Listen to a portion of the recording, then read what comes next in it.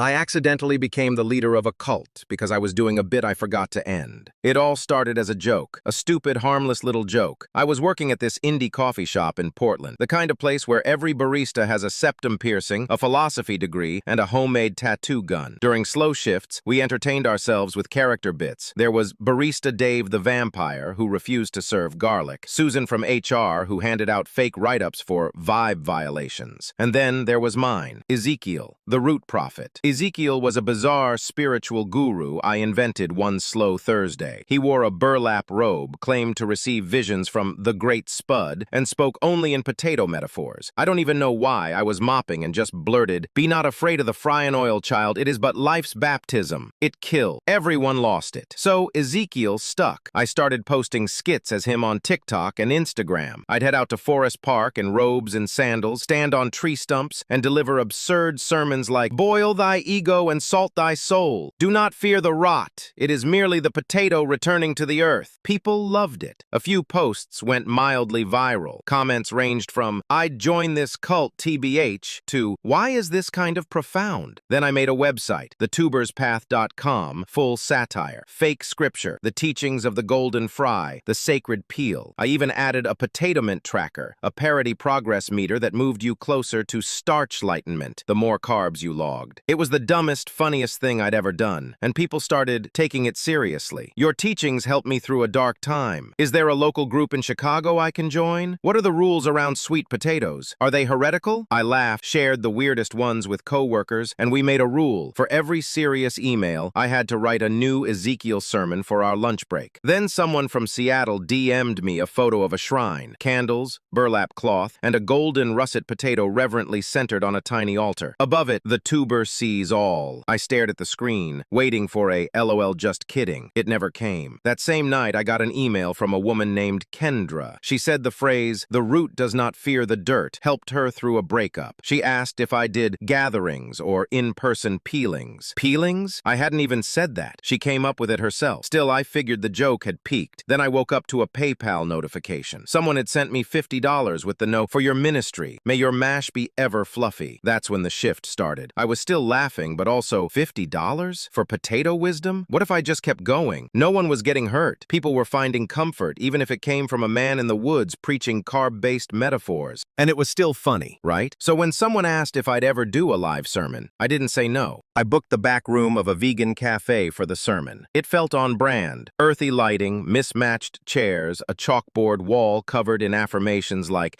"Eat plants, not pain," and "You are enough," especially if you're local and organic. I figured maybe 5 or 6 ironic hipsters would show up. We'd laugh, snap some pics for the gram, and go home with a story. I brought a sack of potatoes, a thermos of miso broth as holy water substitute, and a printout of the 10 starch commandments, which I made on Canva at 2 a.m. the night before. Then people actually came, like a lot of people. Not dozens, but enough to fill every chair and then some. "Welcome, rooted ones," I intoned. They murmured back, "Praise the tuber." I launched into my sermon. Life, like the noble potato, is shaped in darkness, but when the time is ripe, it breaks through the dirt toward the light. Heads nodded. Someone wiped away a tear. I saw a couple holding hands. Halfway through, a guy in the front, barefoot, with eyes like a Labrador, interrupted me. "Brother Ezekiel, if I may, what's the teaching on fries?" The room went dead quiet. 20-something souls awaited my answer like it was divine truth. I paused dramatically.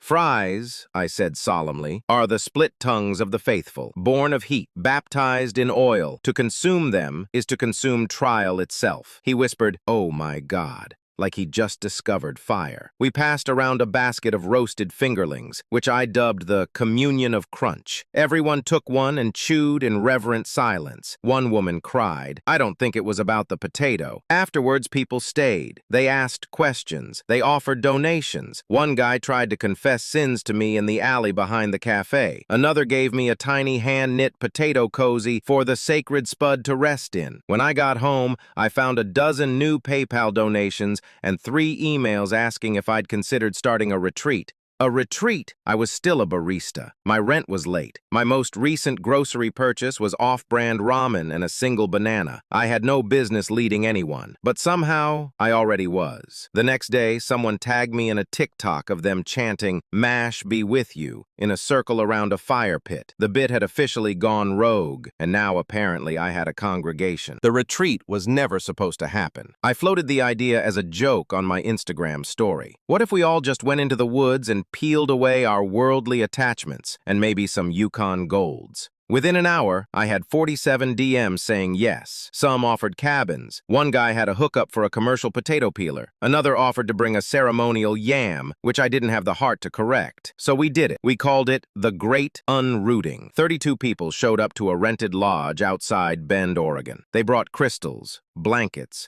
and more potatoes than any sane group of people should possess. We did group meditations around a potato altar. We chanted things like, "I am one with the starch. The starch is one with me." Someone led a sunrise yoga session called Hot Vinyasa and Hash Browns. It was ridiculous. It was peaceful. It was kind of beautiful. At one point, I found myself standing on a mossy rock, wearing a robe someone had hand-embroidered with golden thread, delivering a speech about inner crispness, while people closed their eyes and hummed. And all I could think was, I was supposed to be covering the 6 a.m. shift at the cafe today, but I wasn't. I'd quit a week earlier. The tips were bad, and I had accidentally become a full-time cult leader. Except, it didn't feel like a cult. Not really. Nobody was giving me their credit card info or chanting my name. There was no Kool-Aid, just kombucha and a shared love of absurd wisdom. It was more like improv crossed with therapy, crossed with a community garden. On the last night of the retreat, we sat around a bonfire. Someone passed me a mug of herbal tea and asked, "Ezekiel, what happens after starch lightenment?" The group fell quiet.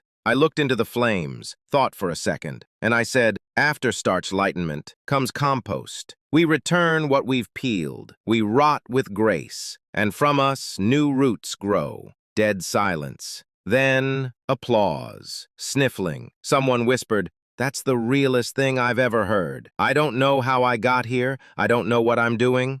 I'm not a prophet. I'm not holy. I'm a guy who once spilled espresso on his own foot and cried from the sting and the embarrassment. But somehow, this worked, because the world's weird, and people are lonely, and sometimes all it takes is a joke in a robe telling you, you are enough, even with blemishes. So now I write weekly tubermonials. I host digital peelings every Thursday. The community made a Discord called The Root Chat. They call each other Spudlings and send me pictures of potato tattoos. It's still a bit, but it's also kind of real now. I accidentally became the leader of a cult, and honestly, I think it's the most sincere thing I've ever done.